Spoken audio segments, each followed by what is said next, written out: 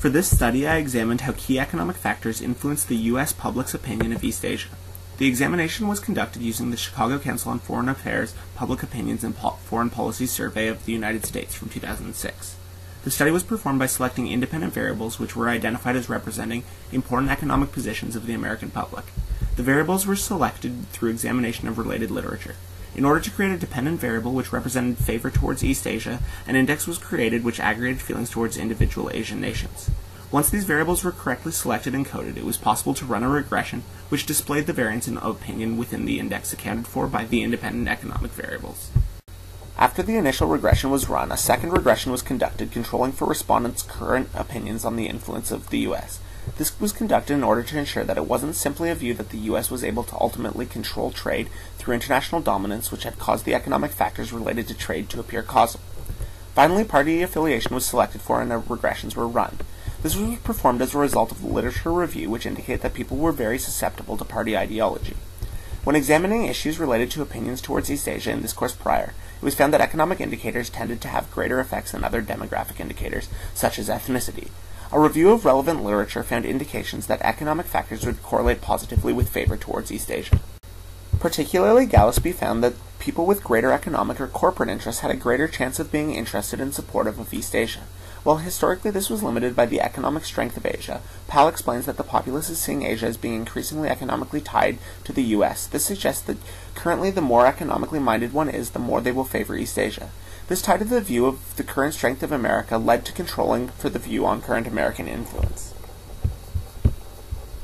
Hoffman adds to the discussion that ideas play a strong role within the impact that economics has on engagement with international affairs. He suggests that it is for this reason that education is an economic force which leads to favoring international affairs. Furthermore, he suggests that people tend to listen to the people whom they associate with their partisan affiliations. This led to selecting for partisan identification. The independent variables were selected in order to represent a broad scope of economic factors, while the dependent indicators were selected based on geography. The control variables were chosen as a response to the literature.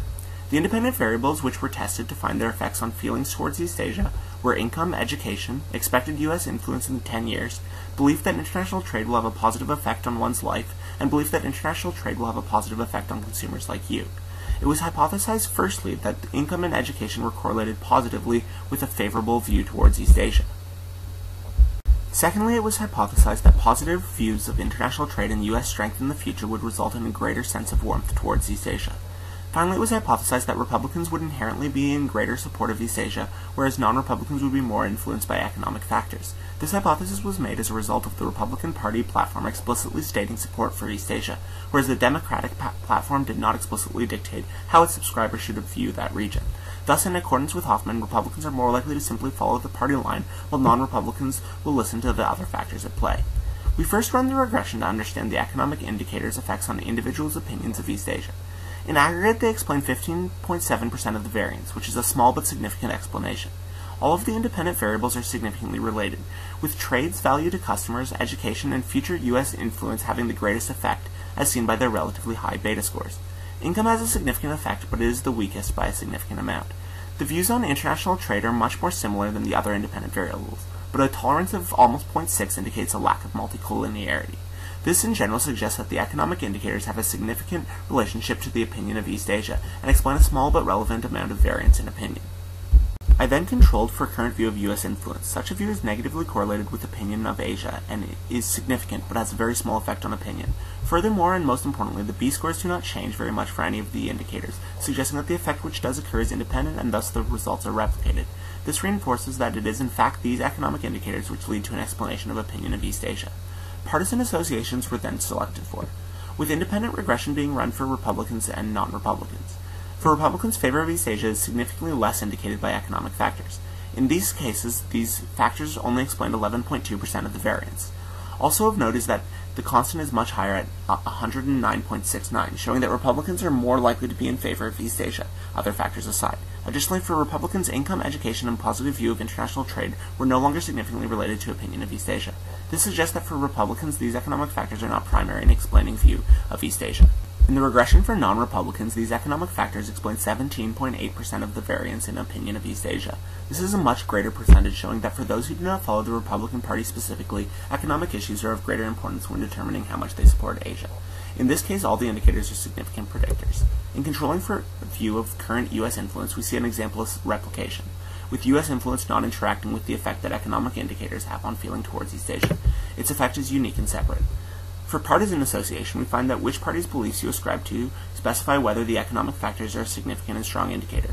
For Republicans, only some of the economic factors are significant, and the effect of economics on opinion of East Asia is much weaker than for non-Republicans. In general, we find that income, education, a view of an influential U.S. in 10 years, and positive views towards the effects of international trade all have a significant and positive effects on one's feelings towards East Asia, and combine to explain 15.7% of the variation within these feelings. Furthermore, these effects are felt regardless of how strongly one currently views the U.S.'s influence to be. Powell describes the shifting U.S.-Asia balance of power, and the lack of effect current U.S. influence has is likely due to the effect that this balance is shifting, and is seen as becoming more beneficial for everyone. However, these impacts of the economic indicators are only felt for non-Republicans. In contrast, Republicans are much more likely to simply approve of East Asia in correspondence with the party line. All three of the hypotheses were supported. Income and education were found to positively correlate with feeling towards East Asia, as were positive feelings towards international trade and the future influence of the U.S. The view of Republican support for East Asia, regardless of economics, was supported, though it cannot be confirmed that this is because of adherence to party doctrine. However, such a finding is plausible based on this study and conclusions of the literature.